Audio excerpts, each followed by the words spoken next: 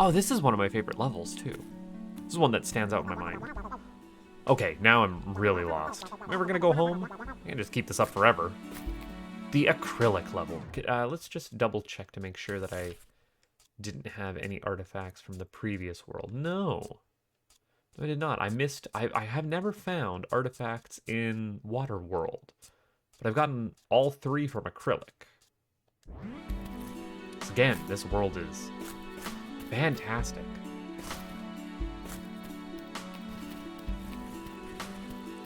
Maybe it's just that I like forests, you know? Maybe it's because I've done acrylic painting before.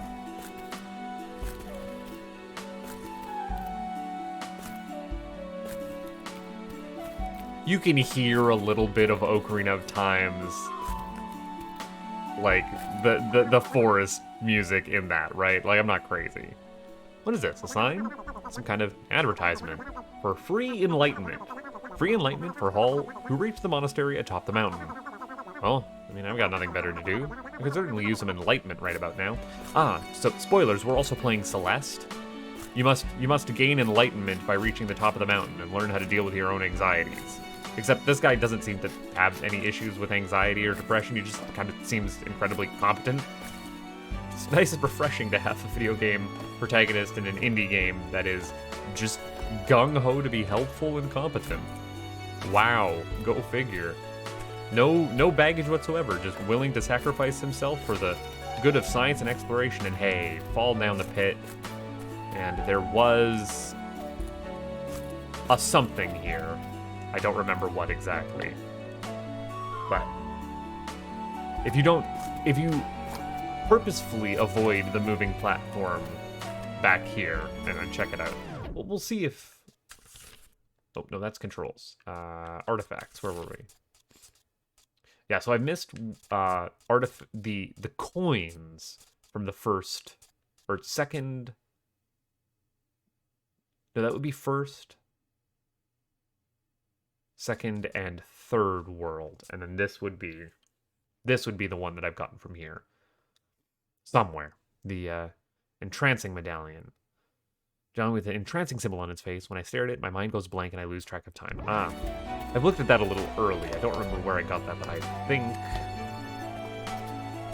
that was minor spoilers for gaining enlightenment at the top of the mountain. Lots of good use of foreground and background to give a sense of just how thickly wooded the forest is. How did these ropes work? So you can see them kind of stretching weird. They're not just... It's one texture being pulled along? The interwoven texture there. It's an odd, disconcerting effect, well, however it is. And we have levers and switches. Oops.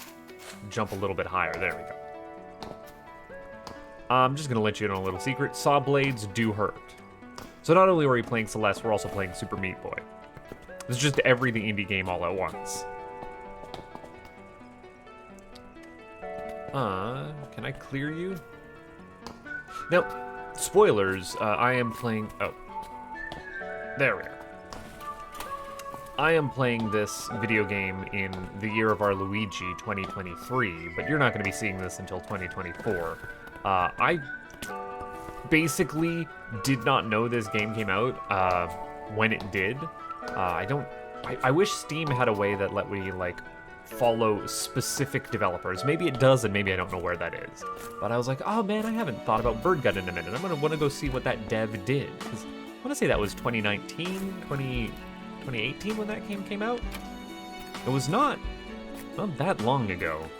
It's like, oh, did they ever actually, like, have anything else? Because I enjoyed it. I was gonna go back and replay Birdgut. And then, lo and behold, in January of 2023, they'd released this. And, completely had slipped me by. Not that 2023 is lacking for any kind of amazing games. This year has been incredible. But, yeah, this would have been a highlight for indie gaming in any other year, and I think, honestly, still is a highlight for me. This is an automatic thing. I couldn't have just jumped up those rocks. I had to have a little bit of a climbing animation. Why? I don't know. It's like I can still come back down. Can I push this? No? I've already got everything from here. I don't know why I'm exploring, but yeah. They just wanted an animation. For the brief moment that you're underwater, let's give you a change of the music. Oh no, maybe this is cave music. Okay, so platforms double as rope. So you can be on the bottom or on the top of them, however you need to. Nope, there we are. And I need them going the other way so I can ride it up. I can stand on the one that's behind me and then ride it up to the top. Yeah. Nope, I got this, it's fine. There. I have puzzled correctly. Now, I didn't just say that it was a Psychonauts game because it is bringing you to different worlds, also because it puts the fun back in Funicular. More video games should have Funiculars. This year alone, Lies of P had a Funicular in it, and it was quite fantastic, and it was a couple years ago already, but Raz and I, when we played through Infra, that also had a funicular in it, although that one didn't go quite so well. And now we're on to a completely different music for snow. Because why not? Because why not just have everything in your video game?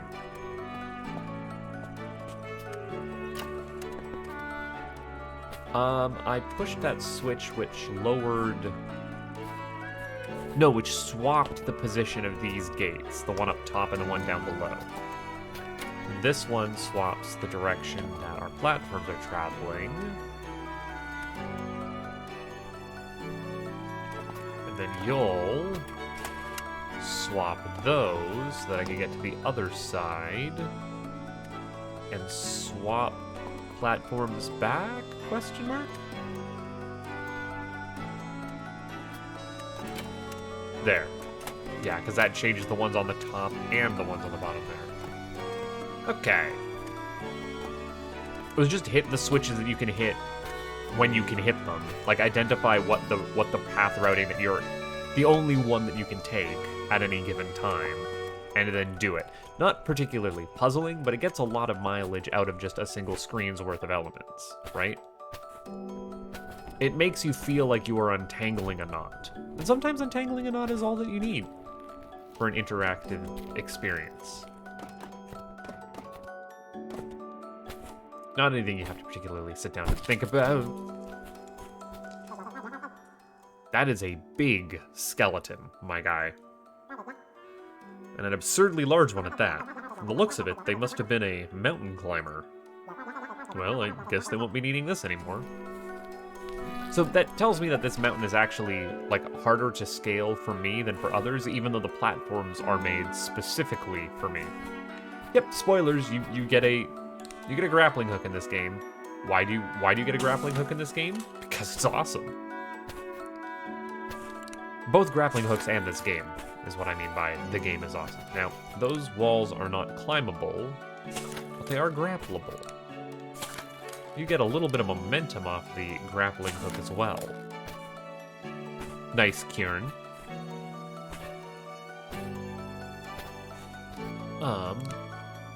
Yeah, see, like this will fling me over there. Get a little bit of flingage from them.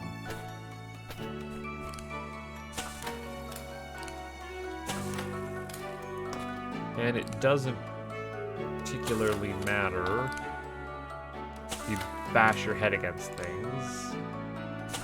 There we go. I can't get up top there yet. Press space in midair while grappling to detach. There we are. Aha! There was something over here. Actually, I will see if I can, because I've checked 2 artifacts. I think I got this one. It's a large pair of goggles with an extra set of a magnified lens. Clearly, these goggles were made to fit someone much larger than I. Discovered on a cluttered workbench surrounded by nonsensical chunks of electronics and metal scraps. This tinkerer either had a limited understanding of electronics or was using some form of magic instead. I want to say that's where I got that.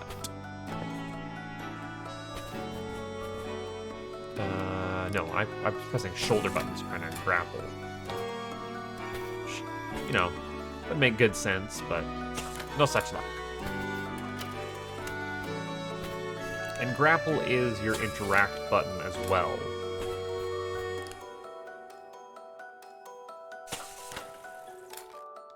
You can launch yourself way up there if you get real tricky with it. Come on. There we are.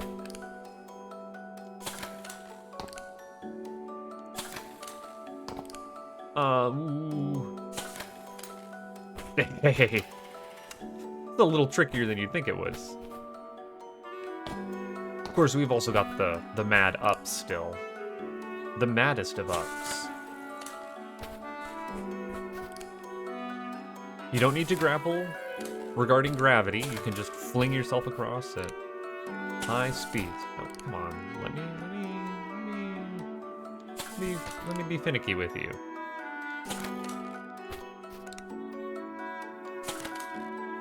You can't get up there. Can't get up there.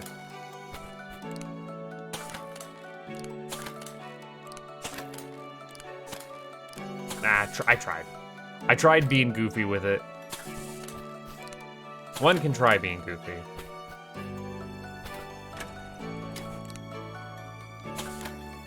Movable boxes. Good to know.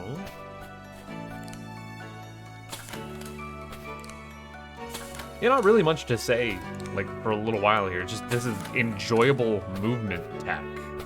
Like, it's fun to move around in this game, and this level gives you a friggin' grappling hook. What's not to love about that?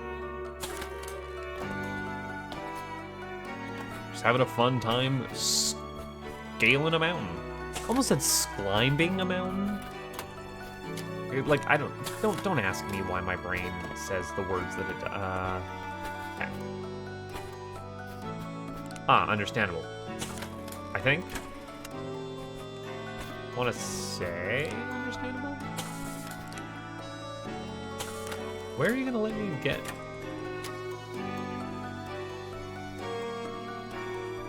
Oh, there's ice way up at the top there. Okay, all right. I was like, I opened that up. I don't see how that's going to help me. Again, the puzzle solving in this is just going to the next interactable object that you think you can reach, and then it kind of just all works out from there.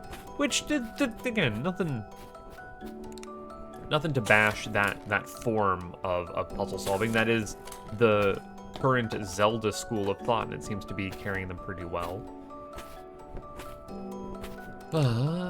Whip.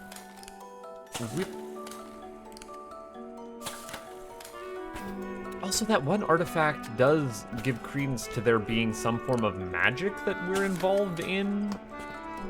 Or that we are open to the idea of magic even though we are a scientist explorer. This looks convoluted. What do these control? So that pushes that left, which means I can go and check out the other. And that moves up and down.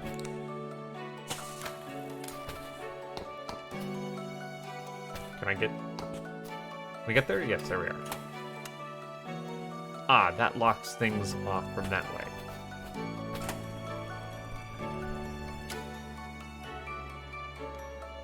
And there we go, got it.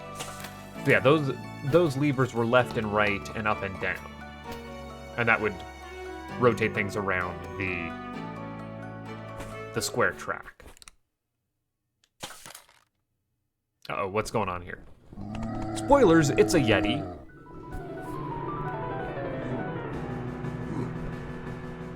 It's a Yeti with Tears of... Oh. It's a Yeti that can throw spike balls, and also with the Tears of the Kingdom piano sting. Thankfully, it does give a warning of throwing where we are, not where we will be. Can the Yeti get us? Yes.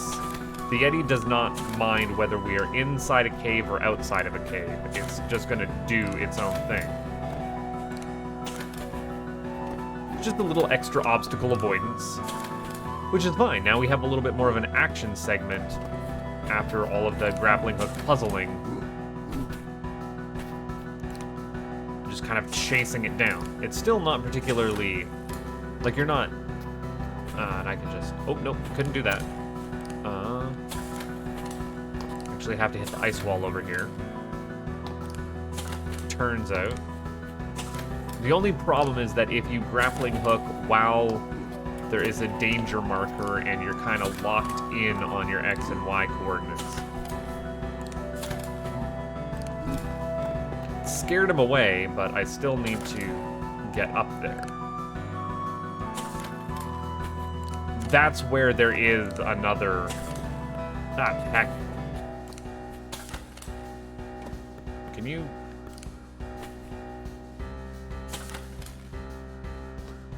I have been able to get up there before.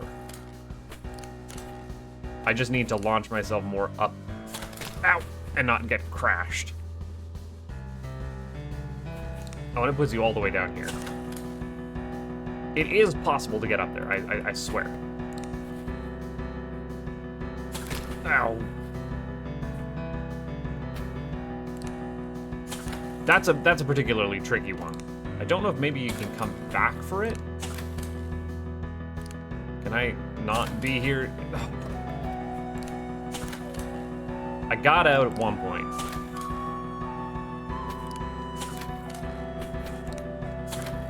Oh, I'm bonking these balls. They're floating. We got Mario Galaxy happening here.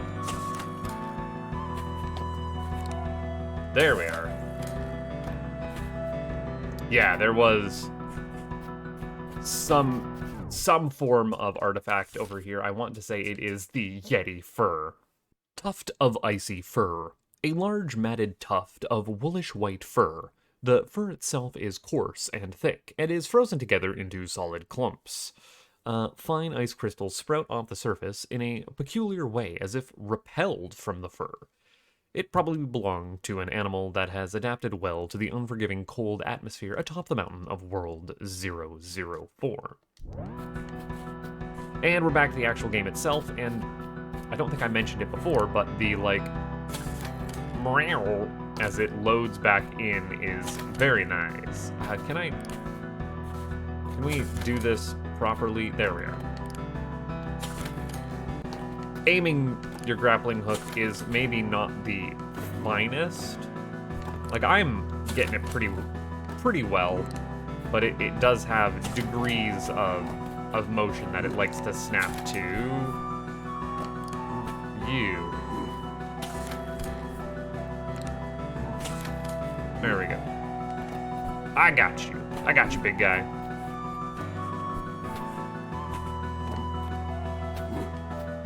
What are you doing? Why are you doing this? Can I ding the bell?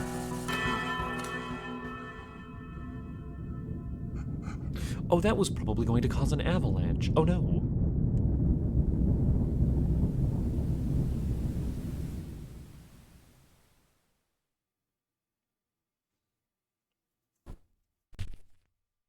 Oh, look, we're fine.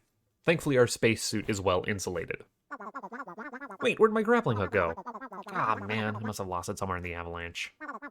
Right when I was getting used to it, too. And that's why I didn't...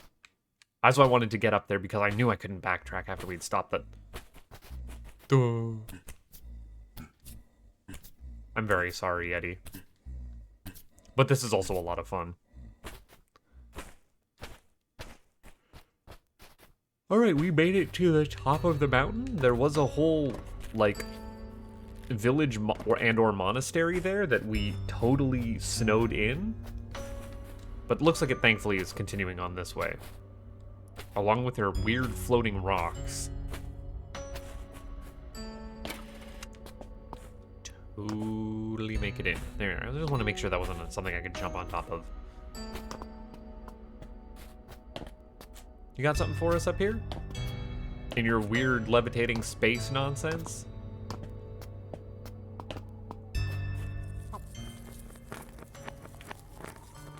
Oh. This is gonna be another fight? I'm ready this time. I'm not going to fight you.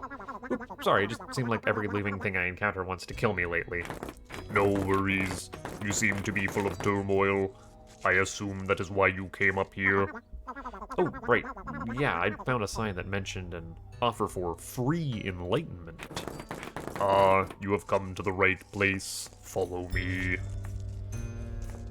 Alright, well, free enlightenment never hurt anybody. Usually you acknowledge those kinds of, like, mail-in offers, right? Oh, okay, so there's more of you now. Come, troubled stranger, this is where you will see beyond. Alright then, how does that work? You will lay atop the sacred block and gaze into the stars. I don't know if this is a different one that we were just talking to that I gave a different voice. I'm just seeing that they all have different heads, so I'm assuming a different one. Many a lone traveler have found themselves this way without help. The stars will tell you who you are and who you are meant to be and who you are destined to become. Yeah, I seriously doubt that, but I mean, I'll give it a try. Yes, come, lay atop the golden block. Oh, great. We're going to that one age in Mist 4. We got the giant stone hanging above our head where we astral project into the spirit realm. Gotta love that. Yes, perfect. Now just gaze into the sky and lose yourself. Imagine you are falling into the vast depths of the heavens and lose touch with your physical vessel. I mean, okay. Yeah, this isn't working. No. Keep trying. You just need to relax. Well, it's kind of hard with all of you just staring at me. Ignore all the unnecessary stimuli. Only pay attention to the stars far above. Lose yourself in the sky. Go forth and find your sign. See, I kind of have always wanted to try, like, a sensory deprivation tank.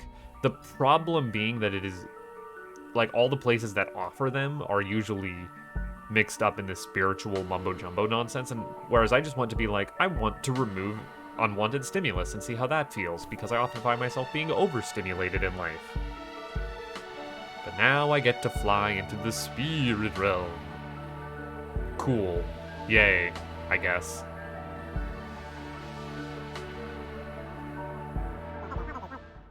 I found something. What is it? Tell us what you see. It's some kind of constellation. Look closer. What is it a constellation of?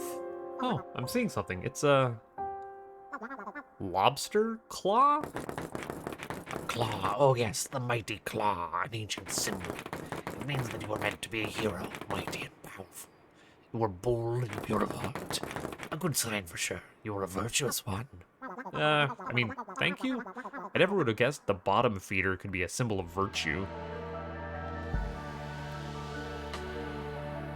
Can I go explore the claw a little bit more? No? We're all clawed out? Maybe that's what this guy's name is. Maybe his name is Claude. I like that. I'm gonna start calling our guy Claude.